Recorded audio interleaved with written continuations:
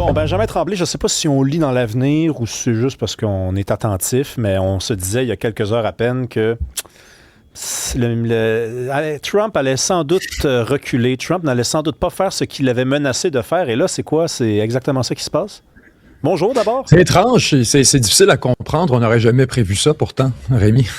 Oui. Non, mais qu'est-ce qui se passe? Il a dit qu'il allait attaquer.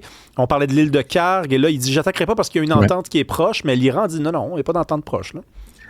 En fait, non, c'est la première fois où l'Iran vient confirmer un peu la déclaration qui est faite par les États-Unis, où là, bon, depuis le début, Donald Trump en est à peu près au-dessus de 30 fois, où on nous a dit qu'il y avait une entente qui était imminente dans les prochaines heures, que c'est seulement une question d'attacher les derniers détails pour que, très rapidement, là, quelques minutes, quelques heures après, dans certains cas, les Iraniens nous disaient, non, je ne sais pas de quoi il parle, il n'y a absolument aucune entente, on n'est même pas en discussion directe, on n'est même pas proche.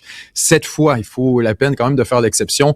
Les Iraniens ont effectivement confirmé qu'il y a eu des négociations très tard hier par l'intermédiaire du Pakistan et qu'on aurait convenu, par le ministre des Affaires étrangères iranien Abbas Araghchi, aurait convenu avec les Pakistanais, avec les Américains, les envoyés Witkoff, Kushner, du moins d'un mémo, on dit un MOU, un Memorandum of Understanding. Donc essentiellement un mémo dans lequel on vient mettre l'encadrement principal autour de l'entente, ce qui serait sur la table. Encore une fois, c'est des informations très préliminaires. On n'a rien de publié, ces informations qui nous proviennent des journalistes israéliens, notamment via Axios, où on nous dit actuellement qu'il y aurait notamment une entente pour un 60 jours additionnel de négociations qui concernera spécifiquement la question nucléaire. Donc, là, ce qu'on aurait actuellement, ce serait une levée partielle des sanctions qui permettrait à l'Iran de vendre son pétrole pour ces 60 jours de négociations. Ensuite, on aurait potentiellement la libération de certaines tranches d'argent confisquées à l'Iran depuis le début du régime de sanctions.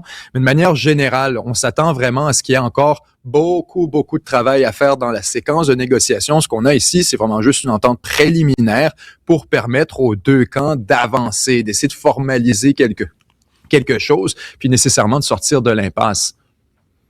Est-ce que je me trompe si j'ai l'impression que dans une semaine, on va se reparler puis quelqu'un va avoir fait une erreur? On parle de quand même... Trump est très sensible. Trump peut changer d'avis et puis des fois, c'est pas très rationnel. Je regrette, là, mais au début, quand les gens disaient qu'il n'était pas rationnel, j'attendais quand même président des États-Unis, mais des années plus tard, j'étais un petit peu obligé de remarquer que des fois, ça ne l'est vraiment pas. Quelle erreur l'Iran pourrait commettre et faire en sorte qu'on reparte là? Au point où on en est, l'Iran ne veut absolument pas d'une entente rapide. L'Iran est tout à fait confortable avec le processus de négociation. Imagine que vous êtes ensemble contre moi dans le studio, que vous formez une alliance. Naturellement, si j'observe que vous êtes en train de vous déchirer, que la relation entre vous deux est en train de se dégrader et que bientôt vous vivez peut-être une séparation permanente, en l'occurrence en relation entre Israël et les États-Unis, qui ont commencé comme des alliés ensemble dans le cockpit de l'avion à décider où on atterrissait, quand est-ce et comment. Aujourd'hui, les Israéliens sont expulsés, se retrouvent en classe économique. Donc, du côté des Iraniens, ils sont vraiment pas pressés d'avoir une entente entre les deux. Ils sont très confortables avec un processus de négociation qui s'étire.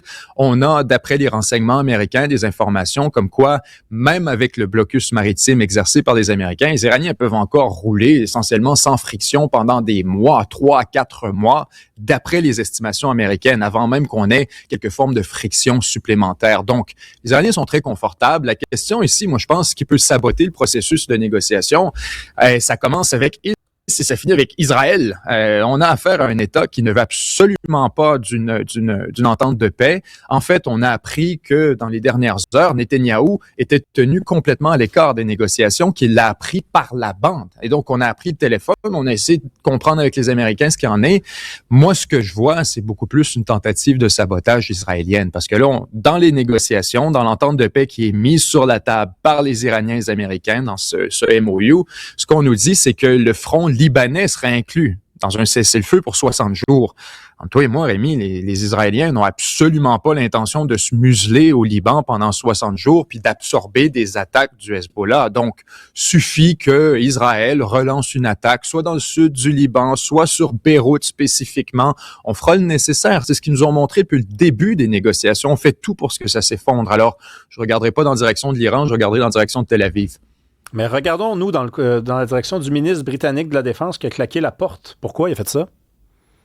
Extrêmement.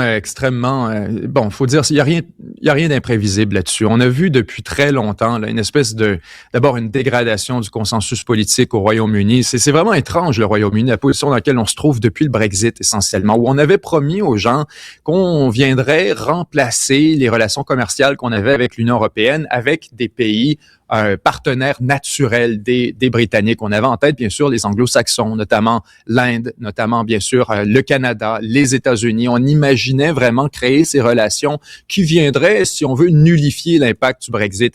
Résultat, quelques années plus tard, il n'y a absolument rien de ça qui a été réussi. Les frontières du Royaume-Uni, il y a plusieurs trucs qui sont pas encore définis. Et sur la question de la défense, où là, depuis plusieurs années maintenant, on a un gouvernement conservateur qui est extrêmement impopulaire, qui a été remplacé par des travaillistes, le Labour Party, un peu par défaut. Le parti de Keir Starmer, qui a jamais vraiment eu de popularité considérable, qui est un peu essayé, si on veut, de remballer les dernières années de rattrapage qui n'ont pas été menées.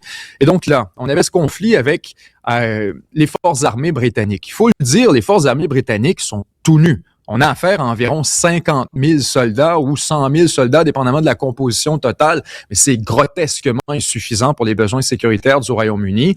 Et donc, depuis un certain temps, naturellement, alors qu'on voit les États-Unis qui retirent leurs garanties de sécurité, l'OTAN qui s'effondre au-dessus de la tête de tout le monde, nécessairement, tout le monde a besoin d'une nouvelle architecture sécuritaire. Pour les Européens, c'est clair, ils peuvent s'asseoir ensemble, se dire on va se faire une grosse équipe puis se partager des armes.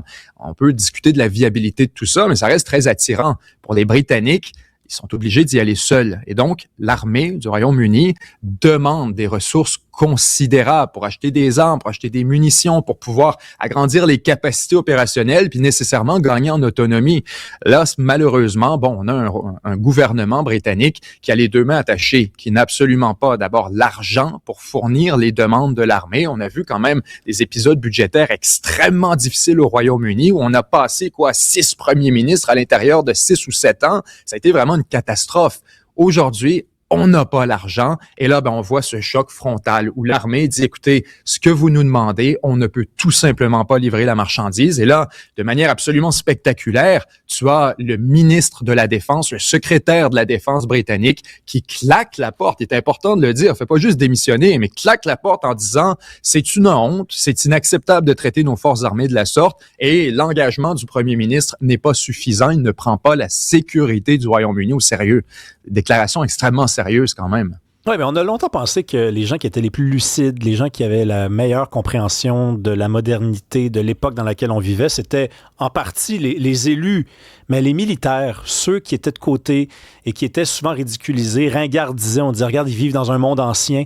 Eux, quand Donald Trump est revenu et a dit, ça va faire l'Europe, on vous aide plus, arrangez-vous par vous-même, c'est eux, finalement, qui sont les plus lucides. C'est eux qui nous rappellent quand même que le monde dans lequel on vit, c'est encore le monde dans lequel on vivait. Et savez-vous quoi? Ça sera encore le monde dans lequel on vivra aussi. C'est un monde où il y a toujours de la tension, où il faut être prêt également à faire face à ça. Exactement, si on veut. C'est l'école de pensée réaliste qu'on retrouve beaucoup à travers les doctrines militaires à travers le monde. On vient tout simplement accepter avec une lucidité brutale le monde dans lequel on vit, puis la trajectoire très cyclique de l'histoire qui part et qui revient. Merci beaucoup, Benjamin Tremblay. À lundi.